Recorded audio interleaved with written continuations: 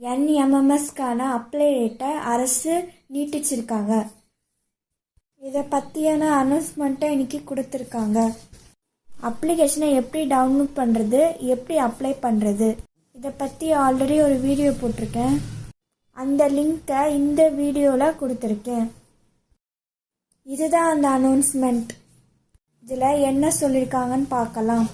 2025-2026 கல்வி ஆண்டிற்கான தமிழ்நாடு அரசின் அங்கீகாரம் பெற்ற அரசு மற்றும் அரசு உதவி பெறும் பள்ளிகளில் பயிலும் 8ஆம் வகுப்பு மாணவர்கள் 2026 ஜனவரி மாதம் 10ஆம் தேதி சனிக்கிழமை அன்று நடைபெற உள்ள தேசிய வருவாய் வழி மற்றும் திறன் படிப்பு உதவி திட்ட தேர்விற்கு NMMS விண்ணப்பிக்கலாம் என அறிவிக்கப்பட்டது.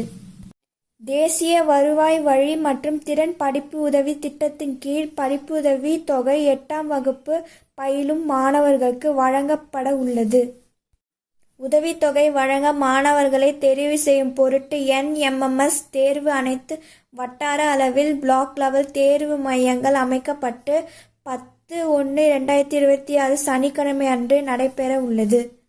பூர்த்தி செய்யப்பட்ட விண்ணப்பத்துடன் ஆன்லைன் கட்டண தொகை ரூ.50 சேர்த்து தாம் பயிலும் பள்ளி தலைமையாசிரியரிடம் சமர்ப்பிக்க வேண்டிய கடைசி நாள் 20/12/2025.